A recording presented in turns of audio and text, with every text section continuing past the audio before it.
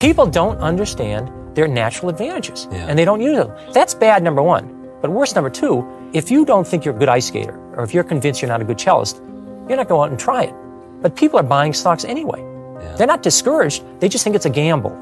We begin with Peter Lynch. Time magazine has called him America's #1 money manager. During the 13 years he headed the Fidelity Magellan Fund, it was a top-ranked general equity mutual fund. His new book, Beating the Street, offers advice on picking stocks and maximizing profits, and he's here to talk to us about a lot of things. Peter, welcome to the broadcast. You wrote a book called One Up on Wall Street, and I think that's one of the best-selling books ever about Wall Street, if I'm not correct, and you can correct me. And so why then did you write another book? Okay.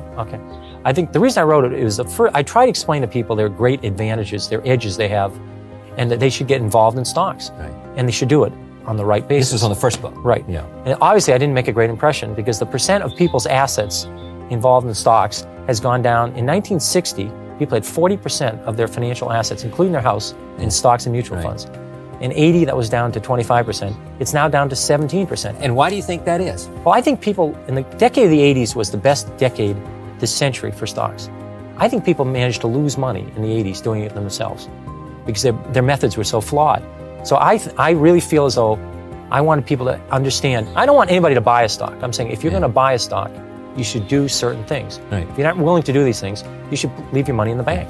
Your philosophy is simple, and I'm remembering this from the previous book. I think we're now talking about the previous book. Correct. Your philosophy was if you find something that you identify with. I remember there was a story of your wife and her hose. Your wife kept saying, these are legs and panties. Your wife said, these are the greatest things I've ever seen. And when your wife said that, you knew that this was a product that was better. You used to stay at La Quinta Motel. And the service was better, whatever was better. The price was good. And the price was good too. And you said, this is a place that I can determine. I, Peter Lynch, can tell that this is a good product, right? And if these people are making a good product, then their earnings are going to go up, therefore the stock's going to go up. And that's the kind of decision-making process you ought to go through. Do I have it? You've got it exactly right. Well, I don't think people understand there's 100% correlation with what happens to a company's earnings over several years and what happens to the stock.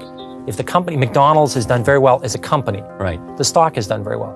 People worry about too much money supply, what's happened to the price of oil, who's the president, who's being nominated for the Supreme Court, it's all the earnings. ozone layer. It has nothing to do. McDonald's earnings go up the next 10 years, the stock will go up. But what they will say to you, Peter, is that, as you know, and why am I telling you this, but anyway, it's fun to tell you this, they're telling you that these other things influence the amount of earnings of a particular company. If we're in a recession, people are not going to spend as much money on going to the movies or whatever they do.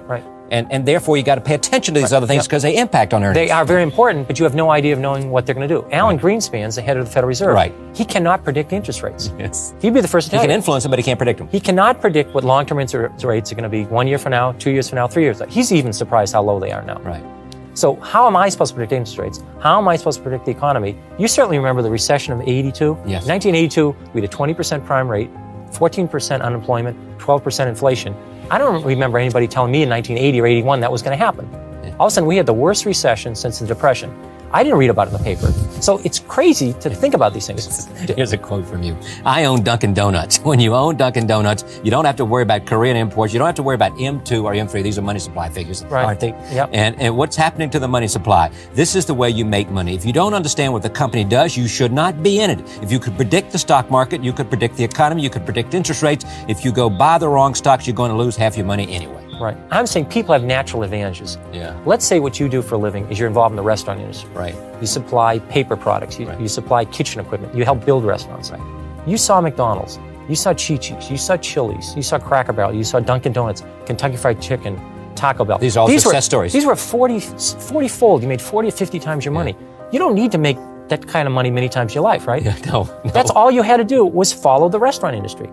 People are in industries. They're in the publishing industry. They're in the chemical industry, the paper. Why don't they just stay with that industry? You only need a few stocks a decade. How many good stocks do you need in a lifetime? Instead of people that are in the restaurant industry, they're buying biotechnology stocks. The people in the chemical industry nothing about know nothing biotech. about it. The people in the chemical industry are buying oil stocks. It's absolutely absurd. People don't understand their natural advantages, and they don't use them. So that's bad, number one. But worse, number two, if you don't think you're a good ice skater, or if you're convinced you're not a good cellist, you're not going out and try it.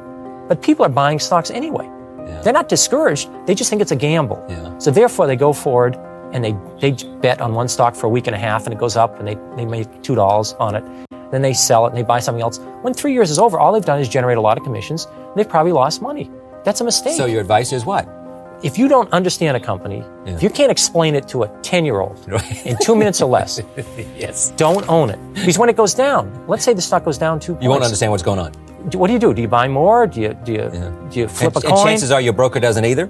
He or she certainly doesn't know about it. I mean, who knows what what all these things are with auto back planes and mega flops? Who knows what all this is? So buy what you know. Buy in your industry, buy what you know, buy local companies. Yeah, so suppose you don't have an industry. I mean, you don't really... You buy local companies, companies in your own industry. 10 years after Walmart went public, 10 years after Walmart. 10 years after it went public, it's a 25-year-old company now. Right. You could have bought the stock and made 50 times your money on it. 50 times. So if you bought it 10 years after it was public already. It already gone up 5-fold. So you could have made 250-fold. But I'm saying, let's say you were in a town, they came into it and they said, boy, these prices are great. They're doing terrific. I like the bargains. You checked it out. You spent a little bit of work on it. Yeah. I mean, people are very careful. When they buy a dishwasher, they do some research. They'll put $10,000 in some stock they hear on a bus. So if you did a little bit of research, you'd say, Walmart's only 10% of the country. They're not even saturated there. Why can't they go to the rest of the country? So is this is more of the same? Is it what it is? It's more of the same. Plus, I show examples. It's a touch more detailed. It actually shows me in action. Right. I picked 21 stocks early in 1992. Right. Some work, some don't. I follow those companies. Some of the companies, the fundamentals deteriorate. Some they improve. I watch those companies go through the year. I also explain the retail industry. I try and make it very simple. And I talk about a wonderful example. Is a 7th grade class. Yeah. The teacher of that read my book, and my first book that you were talking about. You and I did a show on that in Washington. Right. You remember that show? This is a long time ago.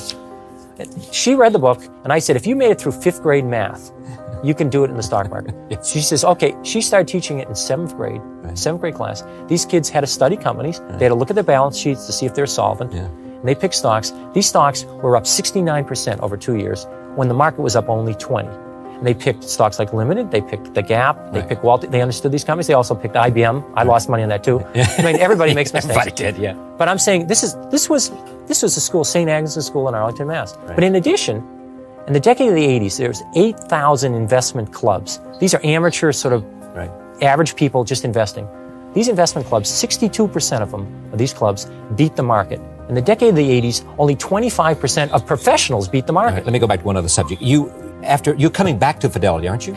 Aren't you going to do something? When I finish this book, I've been working about 1 or 2 days a week the last year and a half on this book. Right. Now I'm done with the book. I'm going to go back to maybe 1 day a week, working with the younger analysts, just listening to them, talking to them. I'm not telling them to buy Xerox, so you're not to sell Xerox. Your old lifestyle. Not totally. I'm not going to run another fund. 13 years was plenty of running a fund. I'm just going to work with younger analysts, let them ask questions, I'll ask them questions. It's going to be a lot of fun. Now, do you manage any money for anybody other than yourself? No, I manage money with other people for some charities. Right. But no, I don't manage anybody's accounts. You're not doing some mutual fund, some pension fund, nothing. I'm out. Went cold turkey. No. All right. You cold turkey, did you? Cold turkey. Now, are you happy you did this? I'm delighted. It's great. No, and you like your new life? Oh, it's fabulous. Right. Yeah. 4 or 5 years ago, you just said, I've been managing all this money. I'm going to quit. Yep, that's right. And you went to do what? Well, actually, I wanted to spend more time with my wife and my children. Right. And it was an interesting situation because I loved my job. I adored my job. Right. And I liked outside activities. And when I was young, I wasn't involved in charity work until I was 30. Yeah. No activities. Younger children, you just read them a book and good night moon and they fall asleep and it's all over. When they get older, there's more time involved. So I enjoyed the family. I was leaving for work at 6 in the morning. I was getting home at 7 o'clock at night, 6 days a week. This was in Boston? Yeah, traveling 14 days a month. It was just too much. So I said, I said, that's it. I can't take it. And fortunately, I'd made enough money to say, I could give up the job, so I didn't have to give up the family or the outside activities. And so what happened then? So you did what with your life? Well, I cut back from about a 90-hour week to a 40 or 50-hour week, and in the morning, I make breakfasts and lunches for the kids, and I do the spelling words and the Spanish words, and Carolyn does the math and the science, and I see Carolyn in the morning, and off I go to a place. You have to go, in my opinion, you have to go somewhere to do something. If you stay at home, you wind up answering the telephone or watching cartoons, or falling asleep, taking a nap, so she does the hard work, and I go, Fidelity gave me an office, and I have a secretary, and I spend majority of the time working on charity things like inner city schools, inner city libraries, inner city housing. Helping people manage their money, or no, not at all. Just some of the charities I'm on the investment committee of some of the Museum of Fine Arts. I'm involved in Mass General Hospital, Boston College, but United Way. But all the extra things I added to were real hands-on, actually being involved in charitable activity, being involved.